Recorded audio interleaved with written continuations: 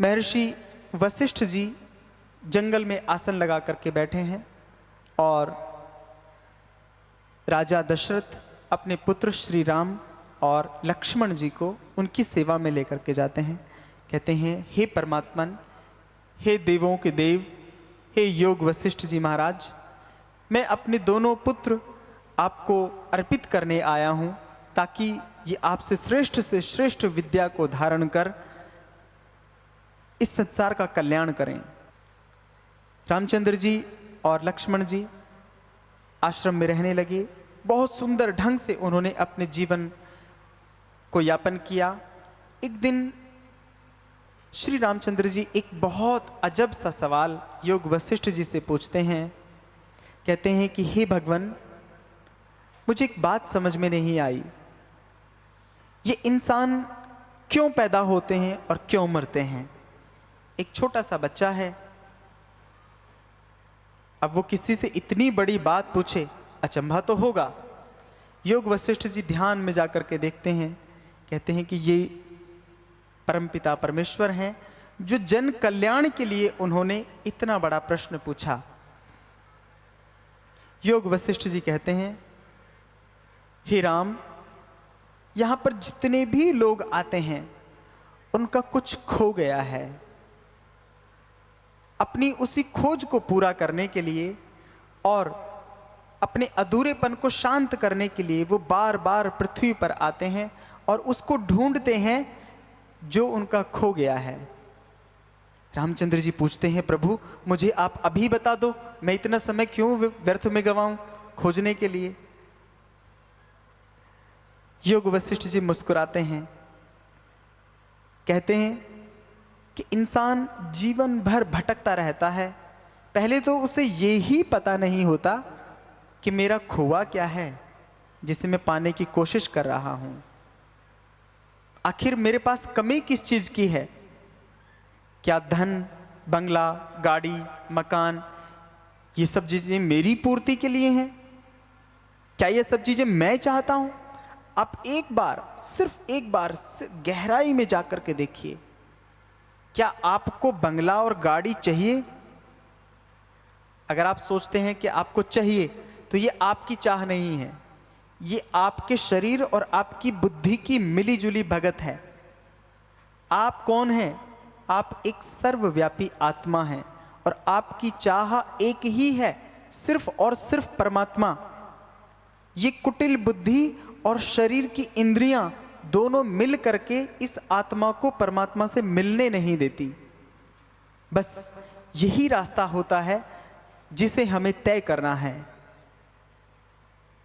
रामचंद्र जी पूछते हैं, हे प्रभु, ये रास्ता तो बड़ा ही कठिन है, क्योंकि बुद्धि और इंद्रियां एक पल के लिए भी मनुष्य को नहीं छोड़ती। अगर हम सो भी जाते हैं तो स्वप्न में हमें परेशान करते हैं।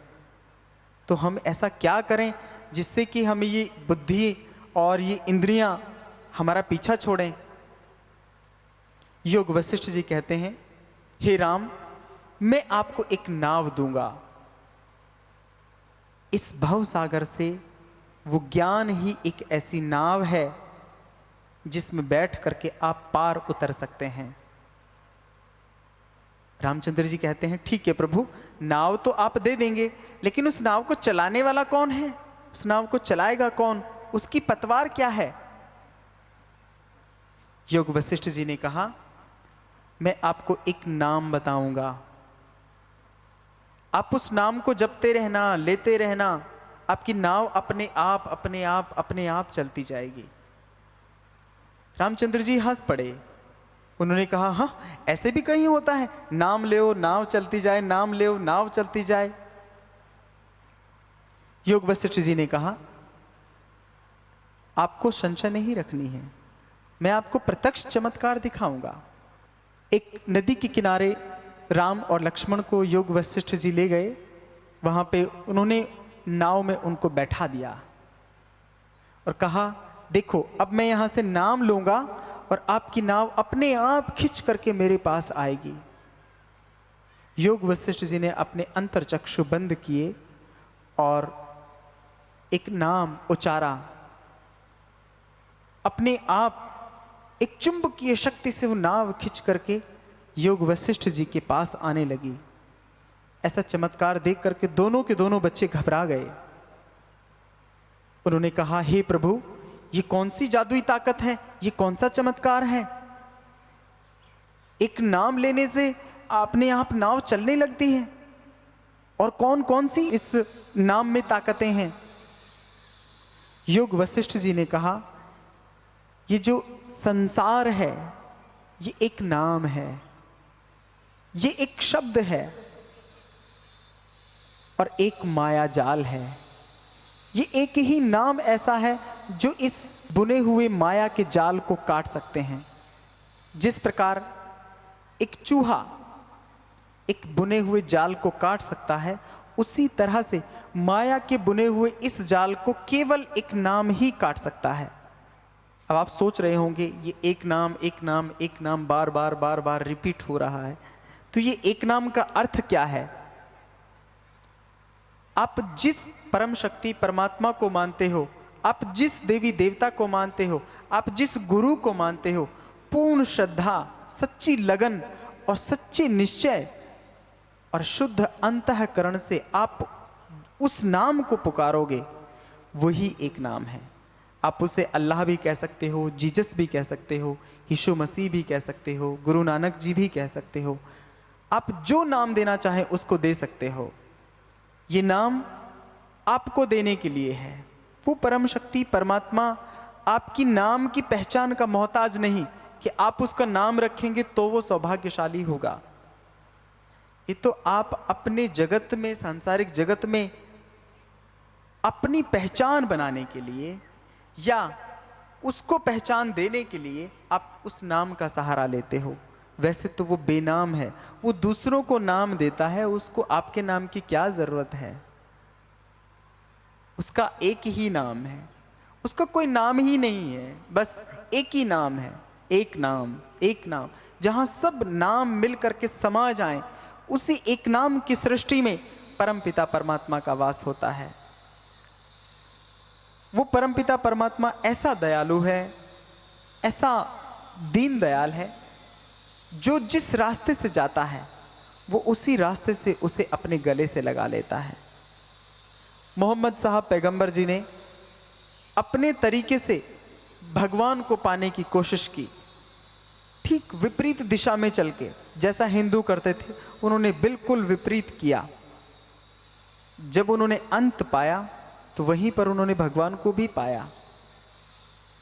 तब उन्होंने कहा, इस भगवान की कोई दिशा, कोई रूपरेखा नहीं है, कोई बाउंडेशन नहीं है कि वो इस दिशा में है, इस दिशा में नहीं है, इस जगह पे रहता है, उस जगह पर नहीं रहता। वो कण कण में व्याप्त है। हम जिस नाम से भी उसको पुकारेंगे, जिस तरह से भी उसको पुकारेंगे, वो हर तरह से हमारे साथ है। हमें ज़रूरत है केवल केवल श्रद्धा की, केवल विश्वास की, केवल लगन की। बहुत सारे लोगों के मन में ये प्रश्न होते हैं कि ऋषि मुनि महात्मा होते हैं, उनके एक बार कह देने से कुछ भी हो जाता है। आप लोगों ने सुना होगा, पहले ऋषि मुनि लोग वरदान देते थे तो जो भी वो बोलते थे उनका कथन सत्य होता था। और आज हम लोग मेहनत करते करते भी अपनी इच्छा को पूरा नहीं कर पा रहे। कथन को पूर्ण करना तो बहुत दूर की बात है। तो ऐसी क्या कमी है कि हम मेहनत करके भी उस कथन को पूरा नहीं कर पा रहे, और ऋषि मुनि महात्मा एक बार बोल दें जिस वाक्य को, वो कथन पूर्ण हो जाता है। तो कौन सी कमी है वो? क्यों? क्योंकि ऋषि मुनि महात्माओं के पास एक अलग ऐसी अलौकिक लगन होती है।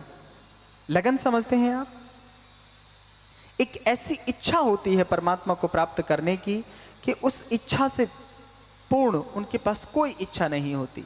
सारी इच्छाओं का एक संगठन जब बन जाता है तो वो लगन बनती है, और उस लगन को जब वो परमात्मा के श्री चरणों में लगा देते हैं तो पूरी जितनी भी शक्तियां होती हैं वो सब एकत्रित हो जाती हैं, और हम जैसे लोगों की शक्तियां बिखरी हुई होती हैं।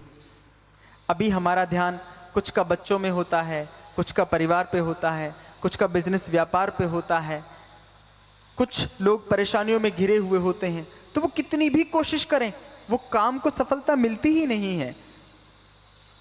और फिर हम ऋषि मुनियों के, संतों के चरणों में जाते हैं, हमारा ये काम हो जाए, हमारा वो काम हो जाए।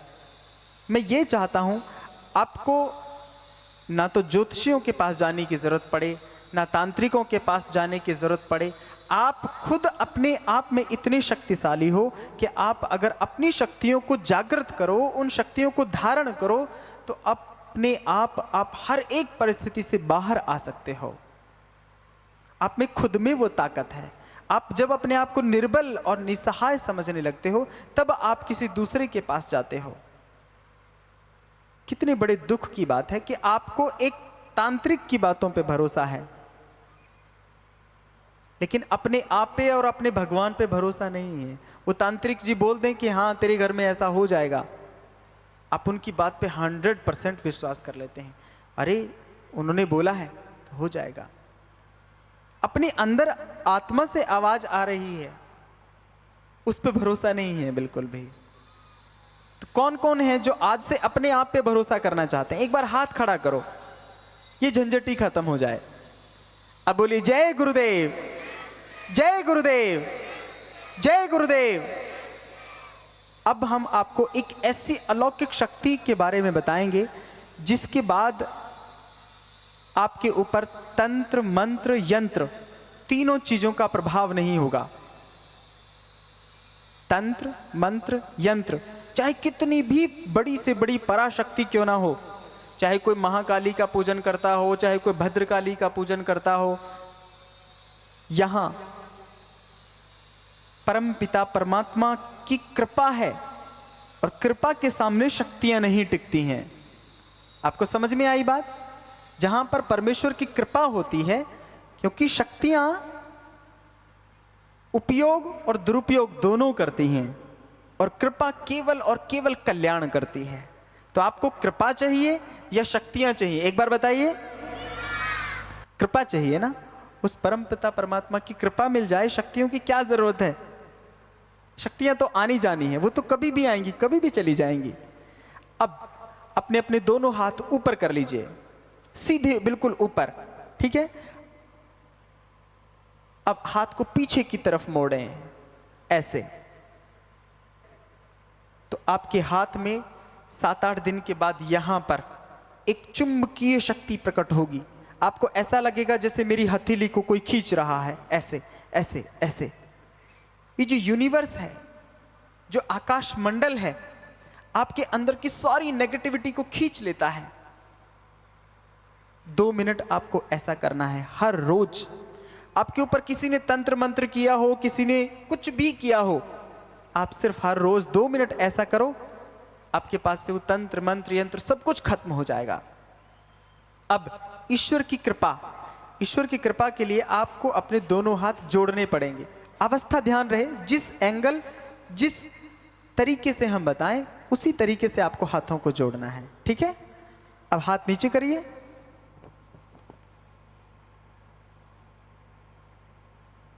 आपका जो हृदय वक्ष है, वहां पर दोनों हथेलियां आपस में मिली रहें। ये ईश्वर की कृपा पाने के तरीके हैं। अपने ईश्वर कहां होता है? आप लोग उसको बाहर कहीं पूजा पाठ में ढूंढते हो। अपने शरीर की शुद्धि करो, वो अपने आप इसी शरीर में से निकलने वाला है।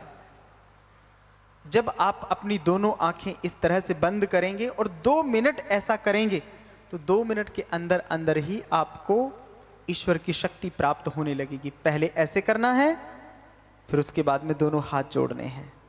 आप लोगों को समझ में आया? इससे आपके जीवन में कल्याण होगा। अगर किसी को पेट दर्द की शिकायत होती है, उसका पेट दर्द दूर होगा।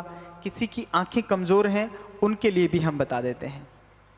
जो आपकी ये वाली उंगली है, ये रिंग फिंगर, जिसमें आप अंगूठी पहनते हो, इसकी मूल में यहां पर नेत्र होता है, उसको आपस में दबाना है, उसको प्रेस करना है। कैसे करेंगे?